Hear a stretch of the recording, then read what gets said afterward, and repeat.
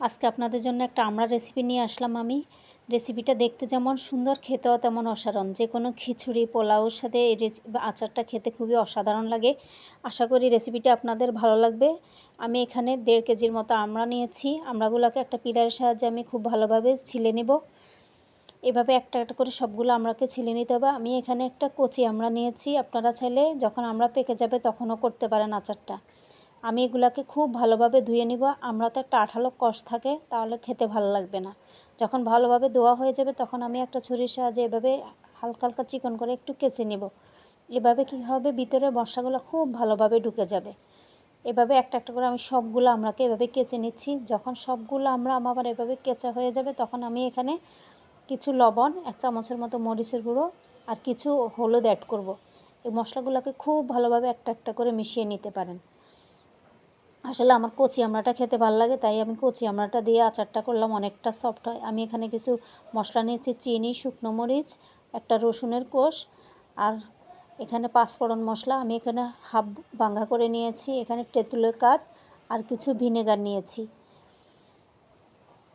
আমি মশলাগুলো আগে রেডি করে রেখেছি, তাহলে যে কোনো কাজ করার সময়, রান্না করার সময় যদি আপনি আগে রেডি করে থাকেন তাহলে যে কোনো কাজ করতে খুব ইজিলি হয়ে যায়।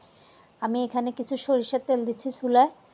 যখন তেলটা অনেকটা একটু গরম হয়ে আসবে তখন এখানে আমি শুকনো মরিচগুলো দিয়ে দিব। প্রথমে এখানে 7টার মতো শুকনো মরিচ নিয়েছি আমি, আর রসুনের কোষগুলো দিয়ে দিচ্ছি আস্ত। এখানে একটা রসুনের কোষ আমি ছিলে নিয়েছি। এগুলাকে একটু গরম হয়ে আসলে আমি যে আমড়াগুলো এখানে মেখে রেখেছি মশলা দিয়ে 10 মিনিটের জন্য আমি ওগুলো রেখে দিয়েছি, তাহলে মশলাটা একটু সেট হবে আমড়ার সাথে। এগুলাকে দিয়ে একটু ভালোভাবে কষিয়ে নিতে হবে।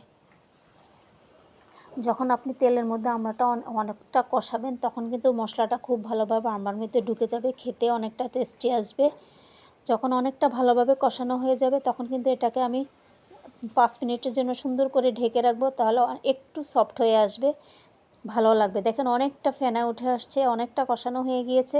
যখন কষানো হয়ে যাবে তখন এখানে আমি ওই যে মশলাগুলো রেখেছি, তেঁতুলের কাঠ, চিনি, 5 ফোড়নের মশলা আর ভিনেগার, এগুলো সব অ্যাড করবো এখানে। আমি কিন্তু 5 ফোড়নের মশলাটা কিন্তু পুরোপুরি একদম ম্যাশ করে নিই, গুঁড়া করে নিই।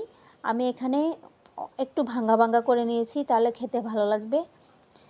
আমি পুরোপুরি দিব না, আর লাস্টে বাকি অংশগুলো দিব। প্রথমে অর্ধেক মশলা আমি এখানে অ্যাড করব, দিয়ে খুব ভালোভাবে এগুলোকে মিশিয়ে নিতে হবে। যখন অনেকটা মেশানো হয়ে যাবে তখন এখানে আমি হাফ কাপের মতো পানি অ্যাড করব।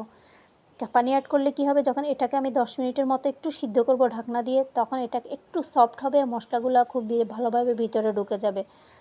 দেখেন মশলা পানি অনেকটা কমে আসছে, আর যখন অনেকটা ঘন হয়ে যাবে তখন এটাকে চুলার আগুন আমি অফ করে দিব। আর লাস্টে আমি 1 চামচ চিলি ফ্লেক্স অ্যাড করব। আগে অ্যাড করলে অনেকটা ঝাল বের হয়ে যায়, এজন্য আমি পরে অ্যাড করছি। আর বাকি মশলাগুলো আমি 5 ফোড়নের মশলাগুলো আমি এখানে অ্যাড করলাম, তাহলে ফ্লেভারটা অক্ষুণ্ণ থাকে, মশলার একটা ফ্লেভার আছে, সেটা ভালো লাগবে। আমড়ার আচারটা কিন্তু একদম হয়ে গিয়েছে, চুলার আগুন অফ করে দিয়েছি। আমি এখন একটা বাটিতে নিয়ে নিচ্ছি। দেখেন কতটা সুন্দর একটা কালার আসছে, দেখতে অসাধারণ। আপনারা যদি আমার চ্যানেলে নতুন হয়ে থাকেন তাহলে সাবস্ক্রাইব করে পাশে থাকবেন, আর পাশে থাকা বেল আইকনটা অন করে দিবেন, তাহলে যে কোনো নতুন নোটিফিকেশন আসলে বা ভিডিও আসলে আপনারা পেয়ে যাবেন। সবাইকে অসংখ্য ধন্যবাদ পাশে থাকার জন্য। ভালো থাকবেন, আল্লাহ হাফেজ।